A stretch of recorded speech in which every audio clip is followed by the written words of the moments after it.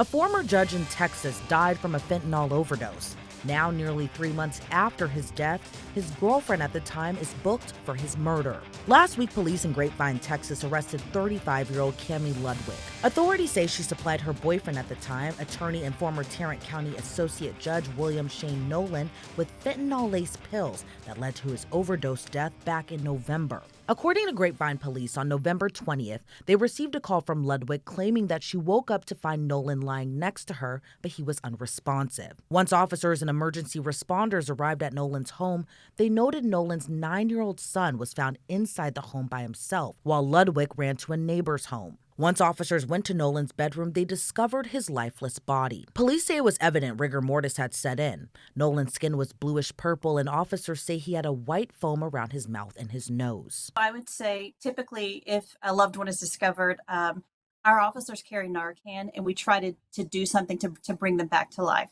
And this was, he'd probably been dead for hours before we were ever called. So it was definitely a sign that he had been there for a long time. Amanda McNew is the public information officer for the Grapevine Police Department. She explained to me officers were unaware the victim was a former Tarrant County judge. It was someone who, when officers arrived at this home, they did not know the people who were there. They did not know the man who lived there. So this was just treated as any case that we would. Nothing special was done, nothing unique in that circumstance. It was just, as soon as they realized that it was too late for life-saving measures, that becomes the death investigation. And that's what we did in this case.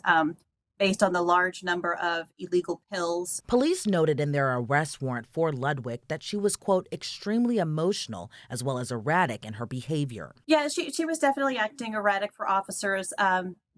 It was harder to question her, to get good answers. Officers felt she may not have been truthful in what she was providing to them. Typically, if we get a loved one call about an overdose, they're concerned for that person and they answer questions a certain way. And she didn't do any of that. According to the warrant, officers found several pills inside the home and near Nolen's body, including Xanax, a blue M30 pill that police say is known to be laced with fentanyl, a cut straw, and a powder residue. M30 is a tiny blue pill McNew says is 50 times stronger than heroin, which could prove lethal.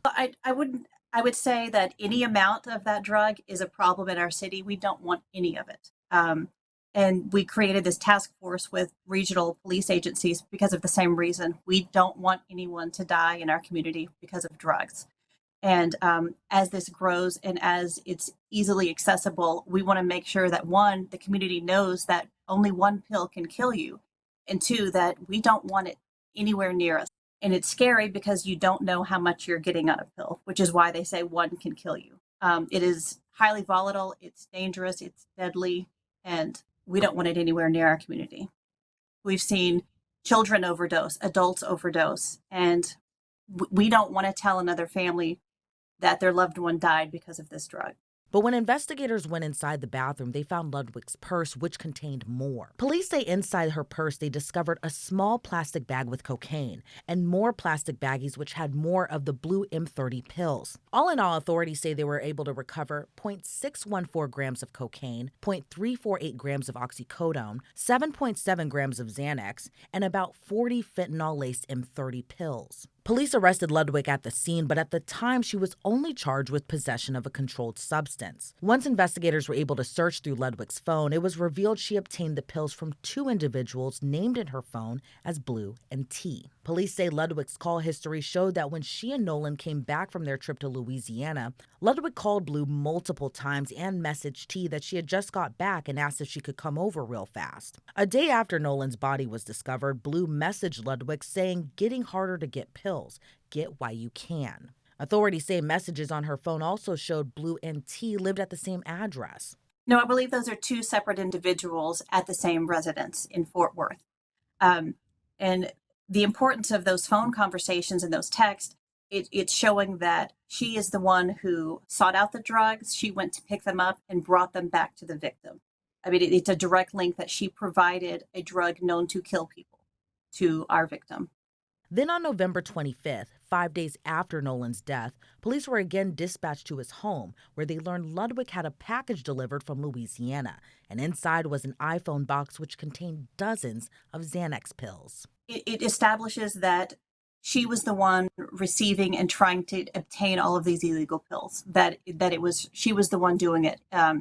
You can't pass the blame to the victim on this. She was the one purchasing and getting all of these pills in, and she had a large dealer-sized amount of pills. Several weeks later, on January 5th, the investigation would take another turn when Ludwig's cell phone company turned over their data report to investigators. Police say the records would show Ludwig traveled from Nolen's address to the address where T and Blue reportedly resided shortly before 7 p.m. on November 19th. Investigators say she gave Nolen a call from that home just before 8:30 that night, which indicated to police Nolen was not with her at Blue and T's address. On January 5th, the Tarrant County Medical Examiner's Office concluded Nolen's cause of death was mixed drug toxicity due to fentanyl and trazodone, a medication used to treat depression. An arrest warrant was later issued for Kami Ludwig on February 7th, this time for murder, and she turned herself in on February 12th.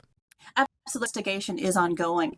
So while, we've made the arrest for murder for Kami Ludwig, that investigation continues for the dealers. So we want everyone involved in distributing these pills to pay for it, to get charged.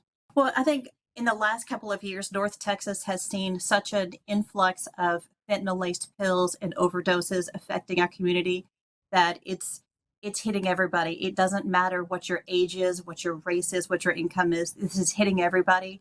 And I think we all want to stop this problem before it gets worse. And I think this is a great step in that direction. Ludwig's upgraded charge is based on a new Texas law that went into effect on September 1st, which created a criminal offense of murder for manufacturing or distributing fentanyl that results in death. Well, again, it's just one of the cases that I know that I myself, as a defense attorney and other defense attorneys, are going to be watching very, very closely. Bridget Williams is a Texas-based criminal defense attorney. While Williams doesn't have an affiliation with this case, she tells me the law is still very broad, with no cases like it going to trial in Texas just yet. This law was something that was a response to a public outcry here in Texas, where there were several fentanyl overdoses that were going on in the state. And so this is a new charge that's been going on here. And so we only have a handful of cases so far. And so I'm interested to see really how this law continues to play out, because there's not a lot of precedent on it. We only have maybe one or two cases, and neither one of them have really gone throughout the process to where a person has pled to it or there's been a trial on it. So we're looking to see where this leads to. The law itself is so broad, and there's not a lot of case law. There's really none that really go into explaining that. So defenses really would be explaining what is supply mean, right? That's where it's going to boil down to, supply. And like you just stated, that could be manufacture, that could be deliver, that could be distribute, that could be, actually hand delivering. We don't know if he got that on his own. We don't know. We don't know those things. And so all of those things are in question here. Williams says she believes a grand jury could return an indictment on murder for Ludwig.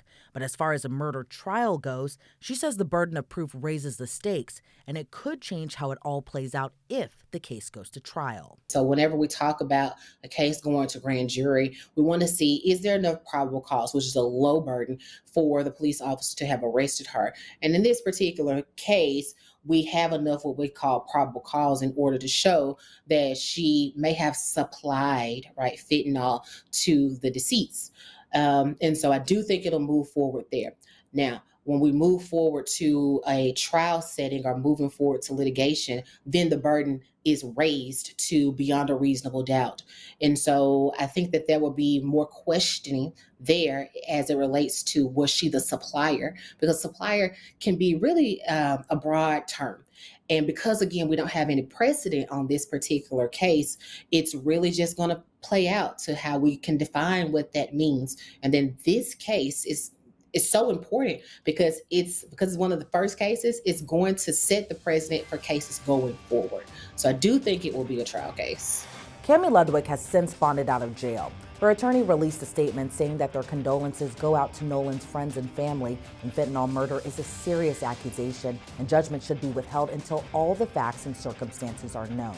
Grapevine police say the investigation is still ongoing, and they're still working to track down the drug dealers that provided the fentanyl.